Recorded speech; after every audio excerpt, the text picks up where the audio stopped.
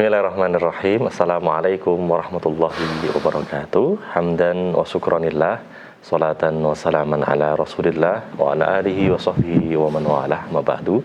Pemirsa channel terpilih MTA TV dimanapun Anda berada, bersyukur kepada Allah Subhanahu wa Ta'ala kesempatan pagi hari ini kita bersua dalam program Fajar Hidayah. Dan tentu di setiap Ahad pagi kita tidak sendiri, telah hadir narasumber kita, ada Ustadz Widodo Heri, kita sapa ya. Assalamualaikum warahmatullahi wabarakatuh, Ustadz. Waalaikumsalam warahmatullahi wabarakatuh. Sehat, semangat Ustadz ya? Alhamdulillah tetap semangat. Ini menjelang hari kemerdekaan 17 Agustus ya, kita, Ustadz ya. Siap. Dan insya Allah tema kita di kesempatan hari ini terkait dengan kemerdekaan juga, Ustadz ya? Betul. Meraih kemerdekaan finansial. Masya Allah.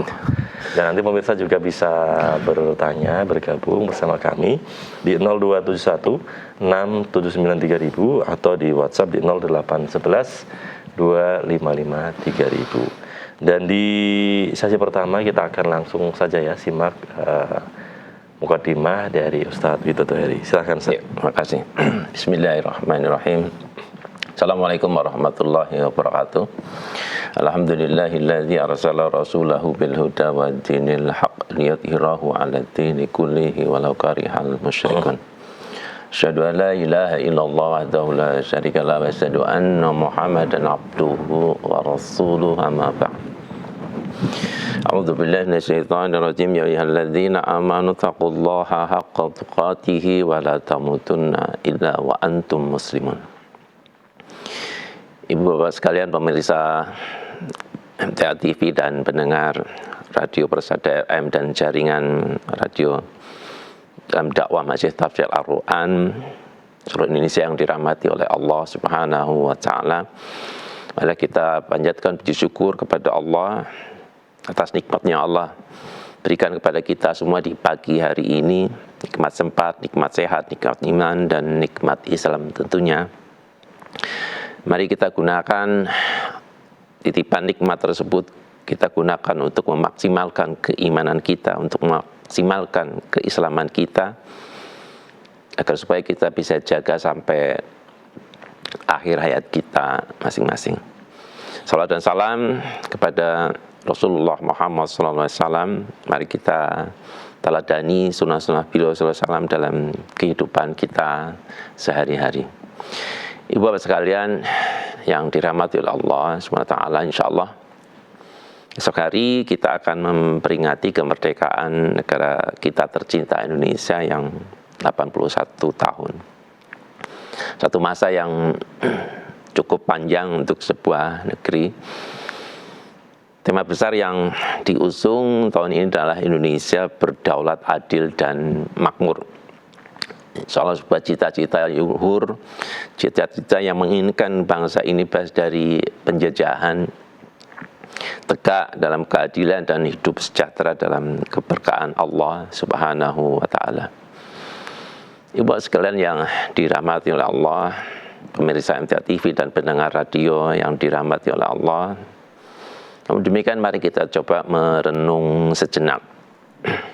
Negeri kita alhamdulillah sudah merdeka 81 tahun yang lalu. Namun kita lihat kepada diri kita, sudahkah kita benar-benar merdeka khususnya di bidang keuangan? Apakah kita sudah merdeka secara finansial? Kita secara pribadi mungkin kita sudah merasa merdeka, atau apakah kita masih terjajah oleh hutang kita yang menumpuk, terbelenggu oleh gaya hidup yang melampaui kemampuan kita, atau bahkan kita terjebak dalam sumber rezeki yang belum tentu halal dan thayyib serta diridhoi oleh Allah Subhanahu wa Ta'ala. Karena kemerdekaan yang sejati bukan hanya bendera merah putih yang kita kibarkan di halaman rumah kita masing-masing, melainkan juga hati kita yang tenang, nafkah yang berkah, dan kelapangan harta kita untuk kita gunakan dalam beribadah kepada Allah Subhanahu wa Ta'ala. Itulah kemerdekaan finansial menurut pandangan Islam, yaitu sebuah keadaan di mana harta menjadi sarana untuk mendekatkan diri kepada Allah, bukan sarana yang membelenggu diri kita. Nah, untuk mencapai kemerdekaan finansial yang sejati dan diridhoi oleh Allah Subhanahu wa taala, minimal ada 3 pilar utama yang harus kita bangun di dalam keluarga kita masing-masing.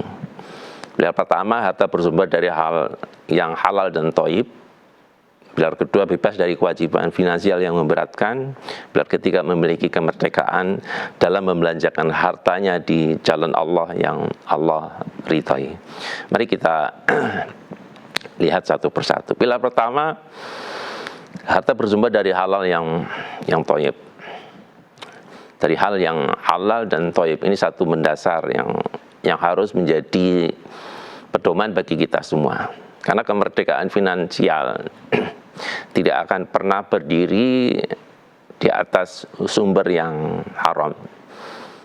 Dan keberkahan hanya turun ketika mendapatkan harta melalui penghasilan yang halal sesuai dengan syariat dan thayyib, yaitu baik, bersih, serta bermanfaat. Allah Subhanahu wa taala berfirman di dalam surat Al-Baqarah ayat 172, a'udzubillahi minasyaitonirrajim.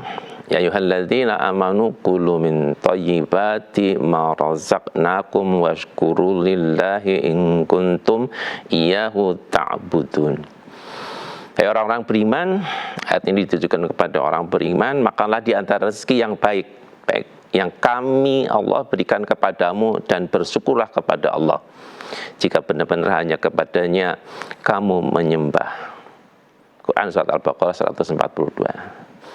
Di surat yang lain, di surat Al-Baqarah 168, Allah juga menyampaikan kepada semua manusia, ya yuhannasu kulu mimma fil ardi halalan thayyiban wa la tattabi'u khutuwati syaitan innalakum aduwwum mubin. Wahai sekalian manusia, makanlah yang halal lagi baik dari apa yang terdapat di bumi, dan janganlah kamu mengikuti langkah-langkah syaitan, karena sesungguhnya syaitan itu adalah musuh yang nyata bagimu. Quran surat Al-Baqarah 168. Ini satu landasan pedoman bagi kita semua untuk mendapatkan kemerdekaan finansial. Maka hal yang harus, pilar pertama yang harus ada, yang harus kita miliki, harta bersumber dari halal yang dan thayyib. Bagi orang beriman sudah otomatis diperintahkan untuk oleh Allah sesuatu yang thayyib, berarti di dalam termasuk hal yang halal. Bagi semua manusia pun demikian, carilah sumber harta yang halal dan thayyib. Dan juga penggunaannya, Allah juga berpesan kepada kita di awal surat Al-Baqarah juga 267, ya ayyuhalladzina amanu anfiqu min thayyibat. Wahai orang-orang beriman, belanjakanlah sebagian dari usahamu yang baik. Jadi tepat sekali, pilar pertama adalah cari sumber penghasilan yang halal dan thayyib, kemudian gunakan untuk jalan-jalan yang thayyib juga. Di dalam satu hadis, Nabiullah Muhammad SAW bersabda, dari Anas bin Malik dari Nabi SAW, beliau bersabda, qala talabul halali wajibun ala kulli muslimin. Mencari yang halal adalah wajib atas setiap orang muslim. Hadis At-Tabrani di dalam Al-Mu'jamul Awsat juz 9 halaman 277.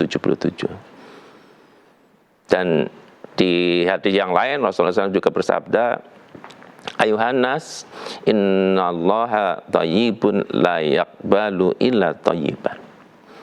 Hai para manusia, sesungguhnya Allah itu baik, Allah itu suci, tidak mau menerima kecuali yang baik.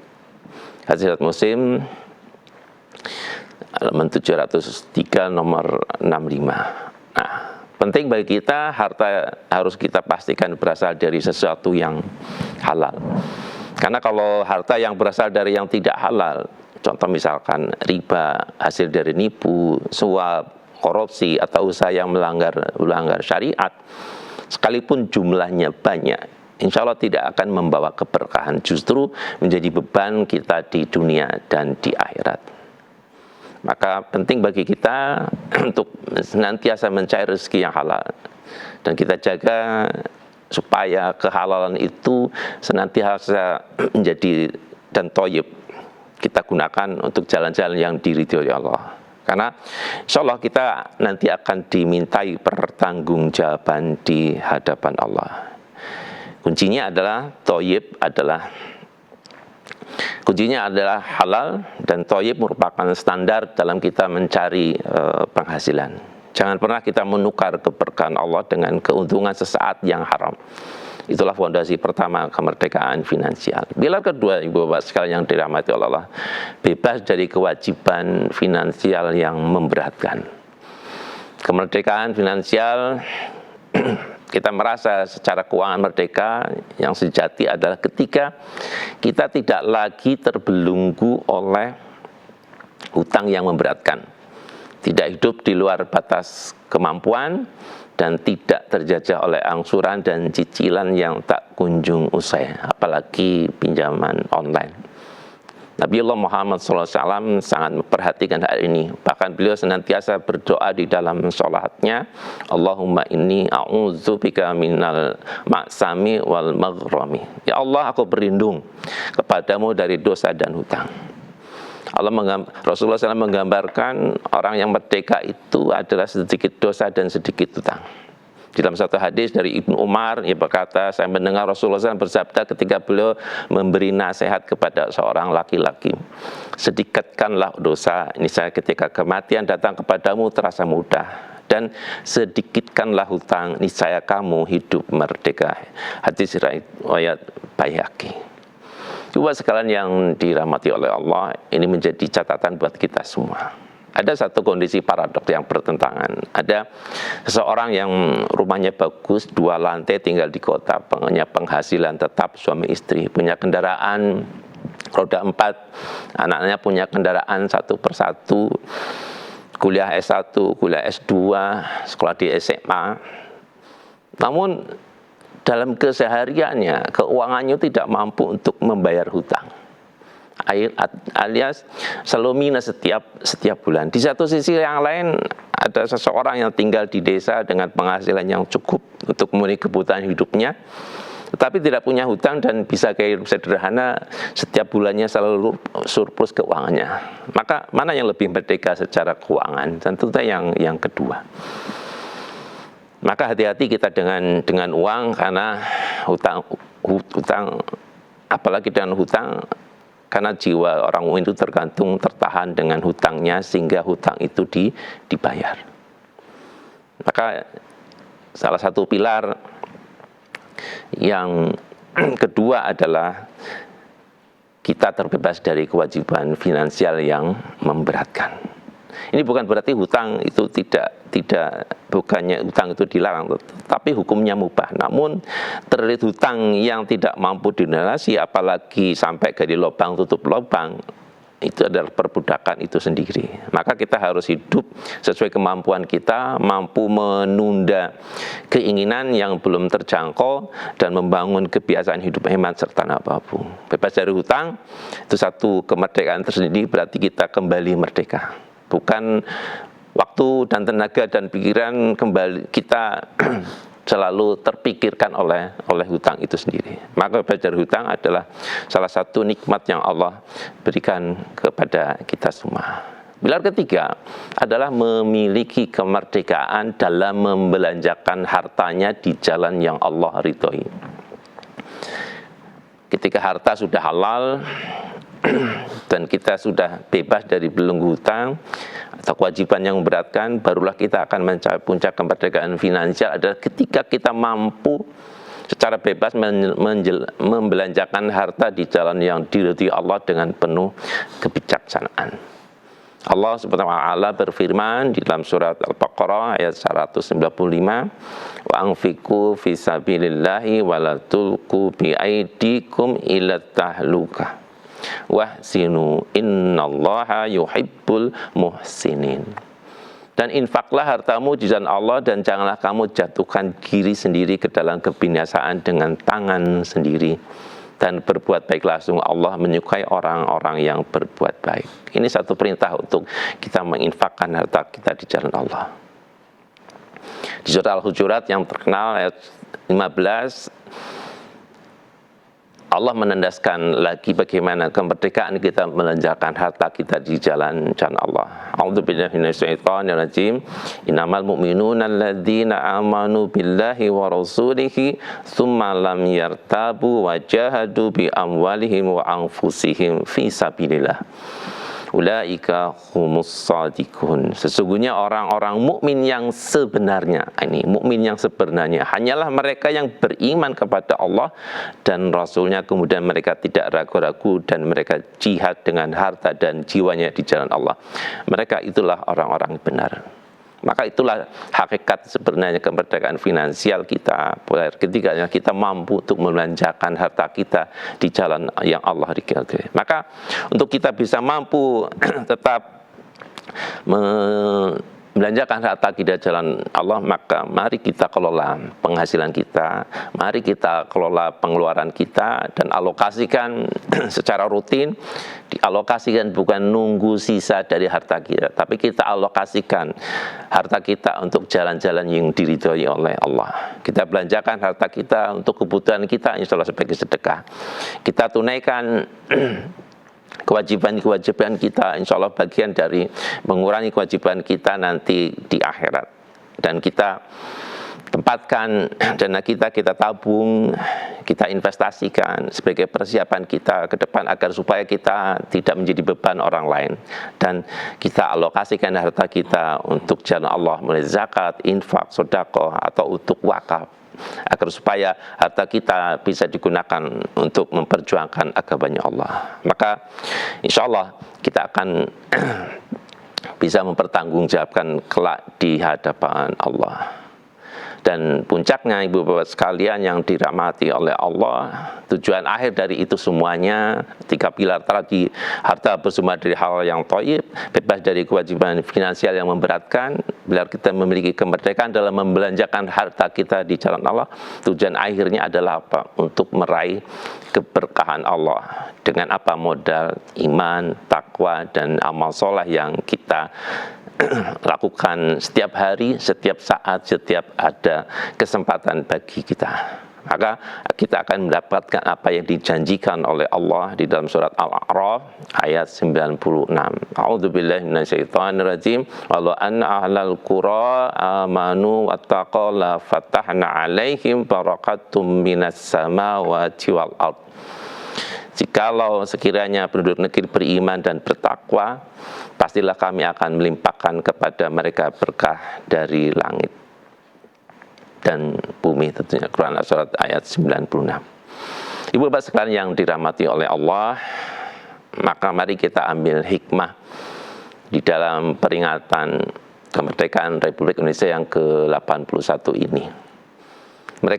Merdeka dari penjajahan, alhamdulillah sudah kita raih. Merdeka secara finansial, inilah wujud dari bagaimana kita menggunakan amanah harta yang Allah titipkan kepada kita semua, yang perlu kita wujudkan bersama. Insya Allah dengan sumber harta yang halal dan thayyib, bebas dari hutang yang memberatkan, serta merdeka dalam kita melanjakan harta kita di jalan oleh Allah, jalan yang ridhoi oleh Allah, dan kita mampu menundukkan hawa nafsu kita untuk tidak menuruti keinginan-keinginan, maka sesungguhnya kita benar-benar merdeka lahir dan batin, merdeka hidup berkah di dunia dan merdeka selamat di akhirat. Demikian yang bisa kami sampaikan, semoga menginspirasi kita semua dalam menjalankan kehidupan kita masing-masing. Terima kasih. Baik, demikian ya pemirsa dimanapun Anda berada, mukadimah dari Ustadz Widodo Heri. Saya jadi membayangkan Ustadz ya, merdeka secara finansial itu kalau kita sudah merdeka dengan pilar-pilar yang Ustadz sampaikan tadi. Pagi-pagi habis subuhan kita ngopi di depan teras. Nah, cocok sekali ya. Masya Allah Ustadz ya.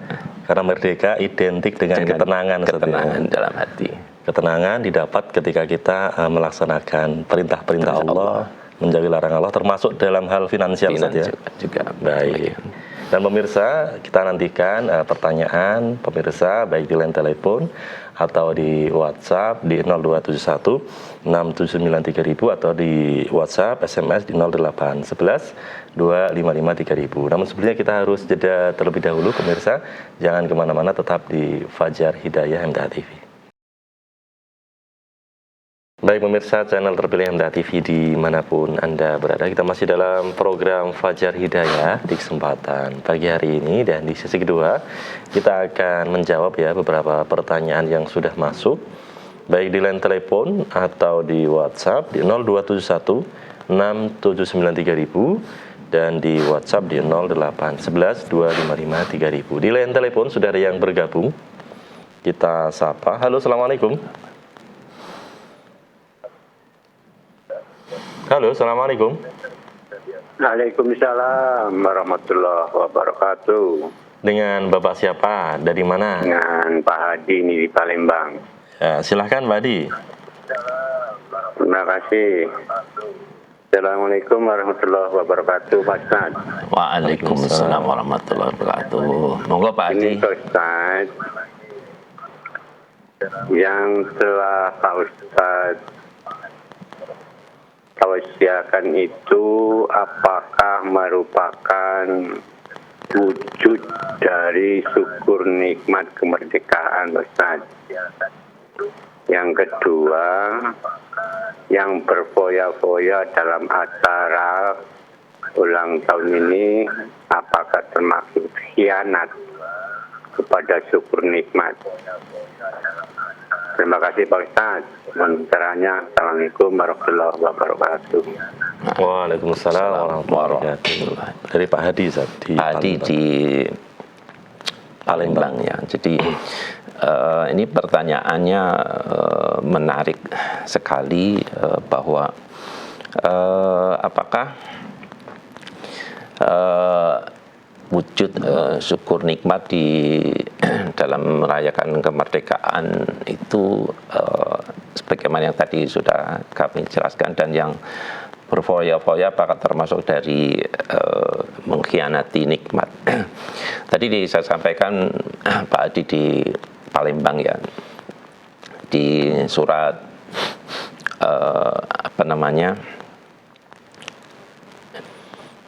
di dalam Al-Quran, bahwa kemerdekaan finansial ya, kemerdekaan seorang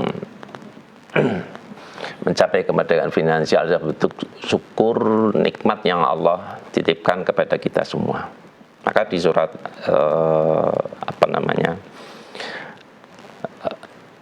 kita mensyukuri nikmat yang Allah berikan, Allah titipkan kepada kita semua adalah betul-betul satu sarana, satu jalan yang harus kita pastikan.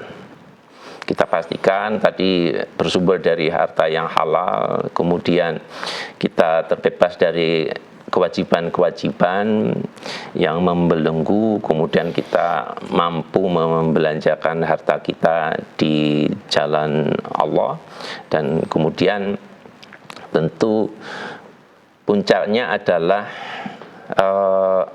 kita mampu menggunakan harta tersebut untuk jalan-jalan yang diridhoi oleh Allah dengan dasar pada keimanan dan ketakwaan kepada Allah. Maka saya bacakan lagi surat Al-A'raf ayat 96. A'udzubillahi minasyaitonir rajim. Wa anna ahlal qura amanu wa taqaw la fatahna 'alaihim barakatum minas samawati wal ard walakin kadzabu fa akhadnahum bima kanu yaksibun. Ayat ini sudah mencerminkan bagaimana dua kondisi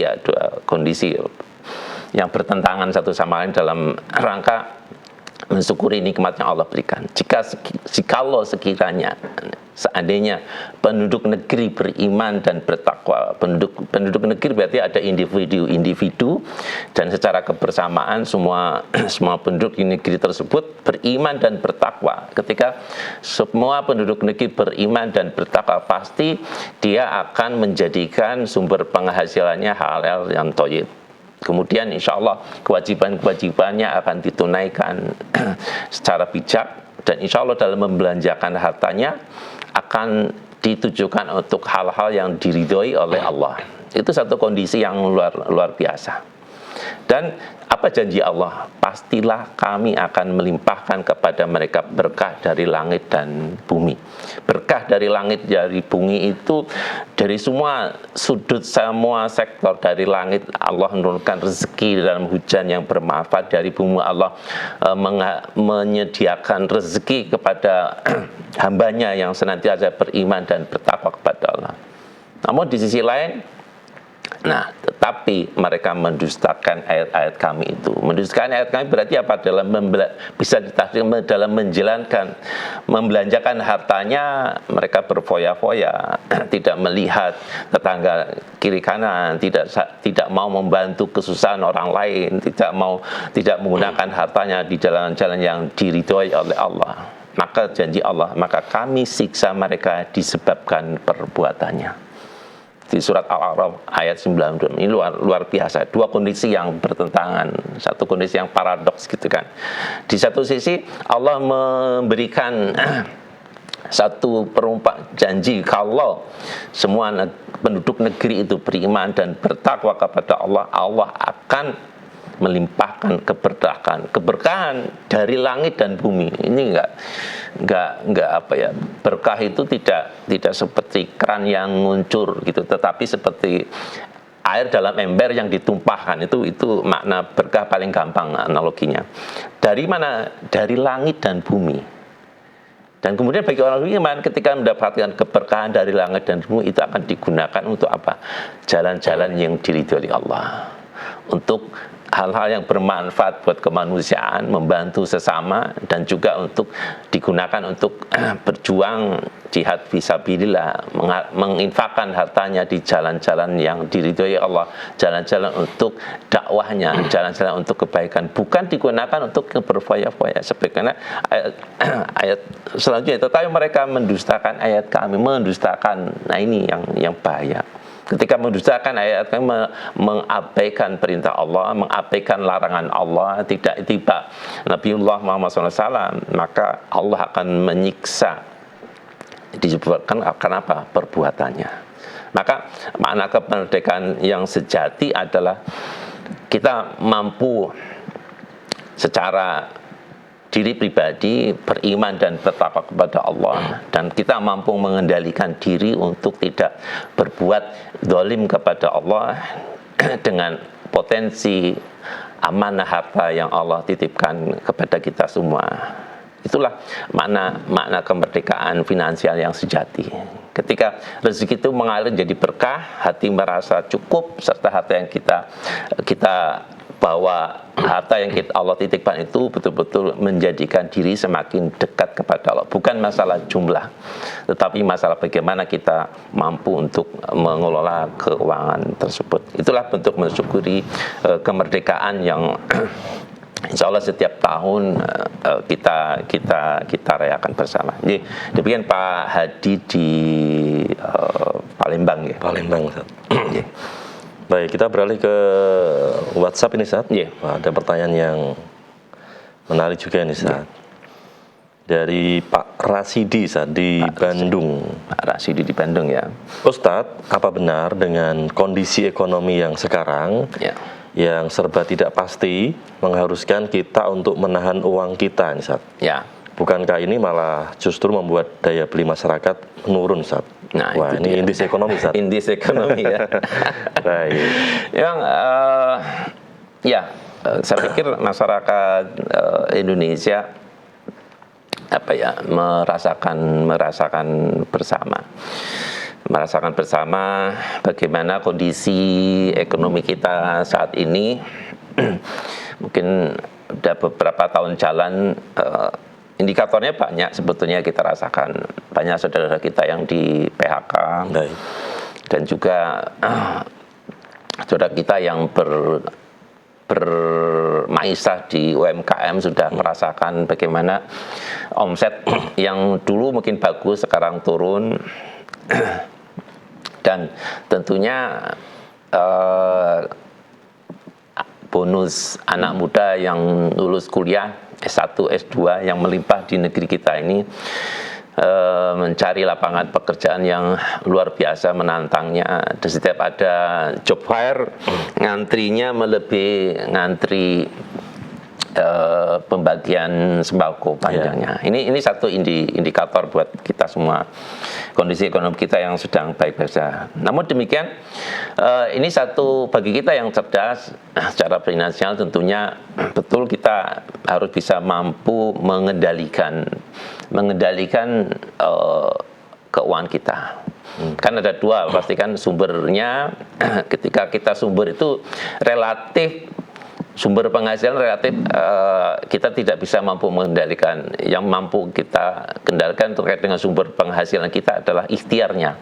Bagaimana ikhtiar kita, ilmu-ilmu kita gunakan untuk menjemput rezekinya Allah dengan diyakini, keyakinan bahwa Allah sudah menyediakan rezekinya dari Allah. Ketika kita bangun tidur berarti Allah sudah menyiapkan rezekinya. Maka kita nggak boleh kalah dengan burung. Burung setiap pagi dia terbang dalam kondisi lapar, kemudian pulang dalam kondisi kenyang. Itu satu analogi yang Nabi Muhammad menginformasikan kepada kita. Bahwa rezeki Allah selalu ada. Tugas kita adalah menjemput rezekinya Allah. Ketika ada perubahan, disitulah.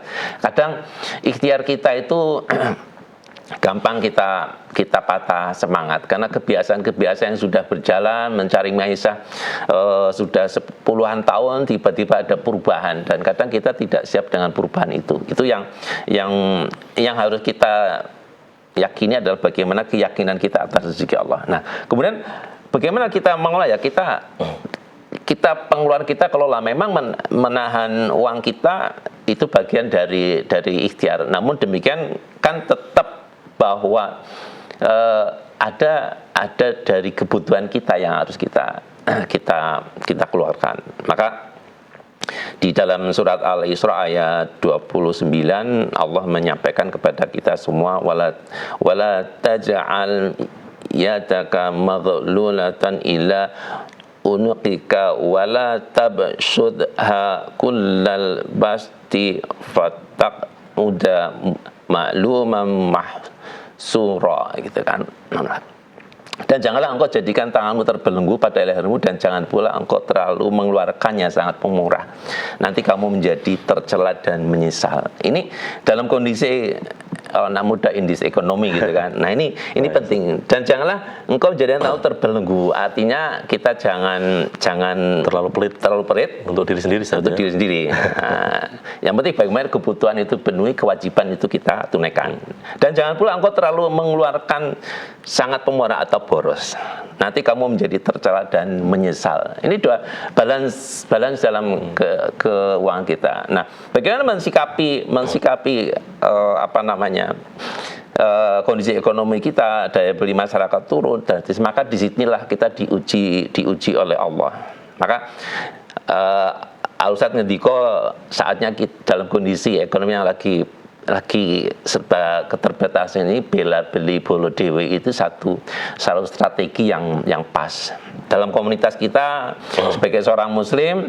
Maka akan sangat pas apabila kita belanja kepada saudara kita sesama muslim, tetangga kita yang muslim, atau dalam komunitas Majelis Tafsir Al-Quran, sesama keluarga besar Majelis Tafsir Al-Quran, kita bela beli bolo dewe, kita belanja kepada teman sendiri agar supaya sama-sama meningkatkan, memutarkan kehidupan ekonomi. Maka itu yang mesti harus kita lakukan. Tetap kita kendalikan belanja kita sesuai dengan kebutuhan kita, bukan keinginan kita, agar supaya roda ekonomi tetap berputar. Insya Allah keberkahan dari Allah itu yang kita harapkan dengan cara menginfakkan harta kita di jalan Allah, dengan kita membantu sesama, satu sama lain. Bahkan luar biasanya ketika kita mampu menginfakkan harta kita di jalan Allah untuk membantu sesama, itu seperti investasi yang luar biasa. Rewardnya itu bisa 700 kali lipat itu. Kalau di surat Al-Baqarah 261 A'udzubillahi minasyaitonirrajim. Masalul ladzina yunfikuna amwalahum fi sabilillahi kamasali habbatin ambatat sab'a sanabila fi kulli sumbulatin mi'atu habbah. Wallahu yudha'ifu liman yasha. Wallahu wasi'un alim. Perumpamaan orang yang menginfakkan harta di jalan Allah seperti sebutir biji yang menumbuhkan 7 tangkai. Pada setiap tangkai ada 100 biji. Allah melipatkan bagi siapa yang Dia kehendaki, dan Allah Maha Luas, Maha Mengetahui. Luar biasa ini investasi kita. Kalau kita investasi dengan Allah, Allah akan memberikan return hasil 700 kali lipat. Dari satu rupiah yang kita belanjakan untuk membantu sesama dalam kondisi ekonomi yang sulit ini akan merupakan 7 sumber penghasilan. Dari 7 Allah menghasilkan setiap tangkai itu ada 100, jadi ada 700 kebaikan. Maka Pak Rasidi di Bandung tetap kita harus menahan diri, namun demikian ada aktivitas ekonomi yang tentunya mari kita belanjakan harta kita untuk jalan-jalan yang diridhoi Allah, dan kemudian mari kita tetap berkegiatan ekonomi, dan wabil khusus bila beli bolo dewe itu berarti satu strategi kita membangun kebersamaan di dalam sesama umat Islam, khususnya di keluarga besar Majelis Tafsir Al-Quran. Demikian Pak Rasidi di Bandung. Baik, kemudian ini satu pertanyaan terakhir, Ustaz, barangkali Ustaz, dari Mas Febrianto di Wonogiri. Febrianto di Wonogiri, apa itu? Ustadz, bagaimana ketika kita sudah mendapatkan kebebasan finansial, itu kita tidak terjebak dalam gaya hidup berlebihan, kemudian hutang, piutang, maksudnya mungkin riba, atau kecintaan berlebihan terhadap dunia. Karena biasanya ketika kadang kita membawa uang agak banyak dikit saja, bawaannya pengen membeli segala sesuatu ini, Ustaz. Dan bergaya ini, Ustaz. Pokoknya ketika kita sudah punya uang, ketika kita ke tempat belanjaan, pengen tak beli toko-tokonya ya. Iya, itu dia. Jadi memang itulah ujian sesungguhnya bahwa ketika kita diberi amanah oleh Allah, harta yang cukup, diberikan amanah oleh Allah dengan penghasilan yang cukup, kadang kita itu tadi mumpung penghasilan nambah, maka biasanya penghasilan nambah akan senantiasa diiringi dengan gaya hidup yang menambah juga. Nah, padahal harusnya ketika kita dititipi oleh Allah dengan harta yang cukup, maka ya kita belanjakan sesuai dengan apa yang diinginkan dan apa yang dibutuhkan. Maka alokasikan dulu ketika kita dapat penghasilan. Kemudian setelah dialokasikan, kita pastikan alokasikan itu sesuai dengan apa yang dibutuhkan. Dan kita harus ingat bahwa Bapak sekalian, Ibu sekalian, bahwa setiap harta yang Allah titipkan kepada kita semua akan dimintai pertanggungjawaban. Di dalam satu hadis itu kan disampaikan, hadis riwayat Tirmidzi juz 4, tidak bergerak kedua telapak kaki seorang hamba pada hari kiamat sebelum ia ditanya tentang salah satunya tentang hartanya, dari mana ia mendapatkan dan untuk apa ia belanjakan. Inilah kemampuan kita untuk menahan hawa nafsu kita. Godaan memang dunia itu menarik, dunia itu memang penuh dengan kesenangan, tetapi disitulah kita diuji oleh Allah. Maka ingat bahwa apa yang kita peroleh akan dimintai pertanggungjawaban. Khusus dengan harta akan ditanya dua hal. Akan ditanya dari mana kita mendapatkan, apakah halal dan thayyib, dan kemudian untuk apa kita belanjakan. Nah, untuk apa dibelanjakan, inilah yang harusnya kita mampu menahan hawa nafsu, keinginan yang tentunya kalau kita hanya mengikuti hawa nafsu, insya Allah ya kita tidak akan salah, kita akan bingung nanti tentang mempertanggungjawabkan harta kita di jalan. Tetapi kalau kita sudah mampu mengikuti apa yang diperintahkan Allah dan Rasulullah, insya Allah kita akan siap untuk mempertanggungjawabkan hartanya kita di jalan Allah. Tadi Pak di Pondokiri. Baik, demikian ya Mas Febrianto. Sesuai kebutuhan Ustaz ya? Sesuai kebutuhan. Baik. Karena hidup tidak cuma hari ini. Hidup tidak hanya hari ini, masih ada hari-hari ke depan Ustaz ya. Baik, luar biasa. Terima kasih Ustaz. Waktu juga yang membatasi jumpa kita di kesempatan pagi hari ini Ustaz. Semoga bermanfaat untuk pemirsa dan kita semua Ustaz ya. Insyaallah. Assalamualaikum warahmatullahi wabarakatuh. Waalaikumsalam warahmatullahi wabarakatuh. Baik pemirsa, channel terpilih MTA TV dimanapun Anda berada, demikian Fajar Hidayah di kesempatan pagi hari ini. Semoga bermanfaat dan mohon maaf atas segala khilaf. Subhanakallahumma wa bihamdika asyhadu an la ilaha illa anta astaghfiruka wa atubu ilaik. Assalamualaikum warahmatullahi wabarakatuh.